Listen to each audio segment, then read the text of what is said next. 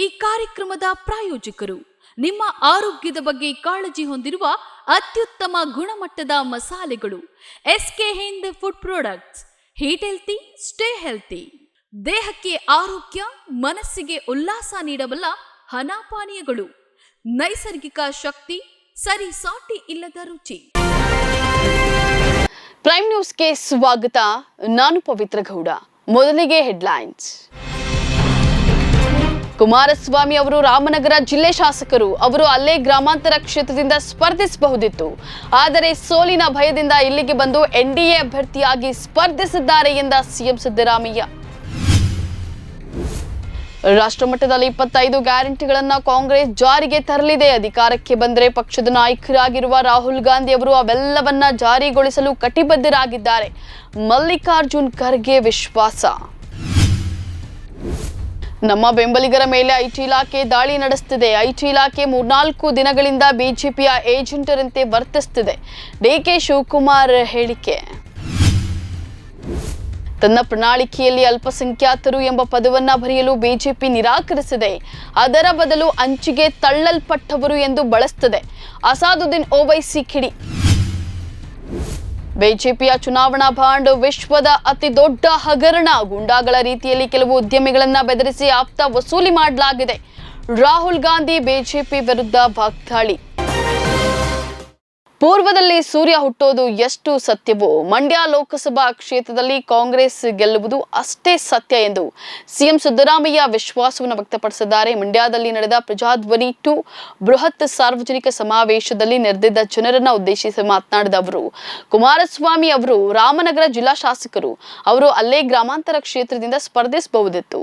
ಆದರೆ ಸೋಲಿನ ಭಯದಿಂದ ಇಲ್ಲಿಗೆ ಬಂದು ಎನ್ಡಿಎ ಅಭ್ಯರ್ಥಿಯಾಗಿ ಸ್ಪರ್ಧಿಸಿದ್ದಾರೆ.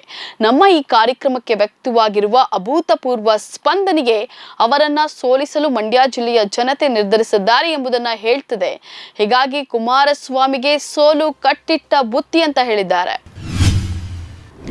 ರಾಜ್ಯದಲ್ಲಿ ಕಾಂಗ್ರೆಸ್ ಪಕ್ಷ 5 ಗ್ಯಾರಂಟಿ ಯೋಜನೆಗಳನ್ನ ಜಾರಿಗೆ ತಂದಂತೆಯೇ ಅಖಿಲ ಭಾರತ ಮಟ್ಟದಲ್ಲಿ ತಮ್ಮ ಪಕ್ಷವು 5 ನ್ಯಾಯಗಳ ಅಡಿಯಲ್ಲಿ 25 ಗ್ಯಾರಂಟಿಗಳನ್ನ ಘೋಷಿಸಿದೆ ಮತ್ತು ಈ ಲೋಕಸಭಾ ಚುನಾವಣೆಯಲ್ಲಿ ಕಾಂಗ್ರೆಸ್ ಪಕ್ಷವನ್ನ ಮತದಾರರು ಅಧಿಕಾರಕ್ಕೆ ತಂದರೆ ಪಕ್ಷದ ನಾಯಕರಾಗಿರುವ ರಾಹುಲ್ ಗಾಂಧಿ ಅವರು ಅವೆಲ್ಲವನ್ನ ಜಾರಿಗೊಳಿಸಲು ಕಟಿಬದ್ಧರಾಗಿದ್ದಾರೆ ಎಂದು ಮಲ್ಲಿಕಾರ್ಜುನ್ ಖರ್ಗೆ ಹೇಳಿದ್ದಾರೆ. ಮಂಡ್ಯದಲ್ಲಿ ಬೃಹತ್ ಕಾಂಗ್ರೆಸ್ ಸಮಾವೇಶದಲ್ಲಿ ಭಾಗಿಯಾಗಿ ಮಾತನಾಡಿದ ಅವರು, ನಮ್ಮ ದೇಶದಲ್ಲಿ ಪ್ರಜಾಪ್ರಭುತ್ವ ಉಳಿಯಬೇಕು, ಸಂವಿಧಾನದ ರಕ್ಷಣೆ ಆಗಬೇಕಾದ್ರೆ ಕಾಂಗ್ರೆಸ್ ಅಧಿಕಾರಕ್ಕೆ ಬರಬೇಕು ಅಂತ ಹೇಳಿ ತಿಳಿಸಿದ್ದಾರೆ. ಬೆಂಗಳೂರು ಗ್ರಾಮಾಂತರ ಲೋಕಸಭಾ ಕ್ಷೇತ್ರದ ಕನಕಪುರದಲ್ಲಿ ಕಳೆದ 3-4 ದಿನಗಳಿಂದ ಬಿಜೆಪಿಯ ಏಜೆಂಟರಂತೆ ವರ್ತಿಸುತ್ತಿರುವ ಐಟಿ ಇಲಾಖೆಯ ಅಧಿಕಾರಿಗಳು ನಮ್ಮ ಬೆಂಬಲಿಗರ ಮೇಲೆ ದಾಳಿ ನಡೆಸುತ್ತಿದ್ದಾರೆ ಎಂದು ಉಪಮುಖ್ಯಮಂತ್ರಿ ಹಾಗೂ ಕೆಪಿಸಿಸಿ ಡಿಕೆ ಶಿವಕುಮಾರ್ ಹೇಳಿದ್ದಾರೆ. ಬೆಂಗಳೂರಿನ ಪ್ರೆಸ್ ಕ್ಲಬ್ ಆಯೋಜಿಸಿದ್ದ ಪತ್ರಕರ್ತರ ಸಂವಾದದಲ್ಲಿ ಮಾತನಾಡಿದ ಅವರು, ಐಟಿ ಅಧಿಕಾರಿಗಳು ನನ್ನ ಮತ್ತು ನನ್ನ ಬೆಂಬಲಿಗರ ಬಗ್ಗೆ ಮಾತ್ರ ಚಿಂತಿತರಾಗಿದ್ದಾರೆ. ಬಿಜೆಪಿ ಮತ್ತು ಎನ್ಡಿಎ ನಾಯಕರ ಮೇಲೇಕೆ ದಾಳಿ ನಡೆಸುತ್ತಿಲ್ಲ? ನಮಗೆ ಕಿರುಕುಳ ನೀಡಲು ಬಯಸುವ ಮೇಲಾಧಿಕಾರಿಗಳ ಸೂಚನೆಯಂತೆ ಐಟಿ ಅಧಿಕಾರಿಗಳು ಕಾರ್ಯನಿರ್ವಹಿಸುತ್ತಿದ್ದಾರೆ ಎಂದು ಹೇಳಿದ್ದಾರೆ. ಅಲ್ಪಸಂಖ್ಯಾತರ ಕುರಿತು ಬಿಜೆಪಿಗೆ ದ್ವೇಷವಿದೆ ಎಂದು ಆರೋಪಿಸಿರುವ ಎಐಎಂಐಎಂ ಮುಖ್ಯಸ್ಥ ಅಸಾದುದ್ದೀನ್ ಓವೈಸಿ ತನ್ನ ಪ್ರಣಾಳಿಕೆಯಲ್ಲಿ ಅಲ್ಪಸಂಖ್ಯಾತರು ಎಂಬ ಪದವನ್ನ ಉಲ್ಲೇಖಿಸಲು ನಿರಾಕರಿಸಿರುವ ಬಿಜೆಪಿ ಅದರ ಬದಲು ಅಂಚಿಗೆ ತಳ್ಳಲ್ಪಟ್ಟವರು ಎಂದು ಬಳಸುತ್ತದೆ ಎಂದು ಕಿಡಿಕಾರಿದ್ದಾರೆ. ನಾನು ಏಪ್ರಿಲ್ 17ರಂದು ವಿವಿಧ ಪತ್ರಿಕೆಗಳಲ್ಲಿ ಪ್ರಕಟವಾಗಿದ್ದ ಬಿಜೆಪಿಯ ಜಾಹೀರಾತನ್ನ ನೋಡಿದ್ದೆ. ಸರ್ಕಾರದಿಂದ ವ್ಯಾಪಾರ ಪ್ರಾರಂಭಿಸಲು ಸಾಲ ನೀಡುವ ಕುರಿತು ಅವರು ಮಾತನಾಡುವಾಗ ಪರಿಶಿಷ್ಟ ಪಂಗಡ ಮತ್ತು ಇತರೆ ಹಿಂದುಳಿದ ವರ್ಗ ಎಂದೇ ಹೇಳ್ತಾರೆ. ಮುಸ್ಲಿಮರನ್ನ ಬಿಡಿ, ಅಲ್ಪಸಂಖ್ಯಾತರು ಎಂಬ ಪದವನ್ನ ಉಲ್ಲೇಖಿಸಲು ಬಿಜೆಪಿ ನಿರಾಕರಿಸುತ್ತದೆ. ಭಾರತದ ಸಂವಿಧಾನದಲ್ಲಿ ಅಲ್ಪಸಂಖ್ಯಾತರು ಎಂಬ ಪದವನ್ನ ಉಲ್ಲೇಖಿಸಲಾಗಿದೆ ಹಾಗೂ ಬಿಜೆಪಿಗೆ ಎಂಬ ಪದದ ಬಗ್ಗೆ ತೀವ್ರ ದ್ವೇಷವಿದೆ ಎಂದು ಅವರು ಪಿಟಿಐ ಸುದ್ದಿ ಸಂಸ್ಥೆಗೆ ತಿಳಿಸಿದ್ದಾರೆ.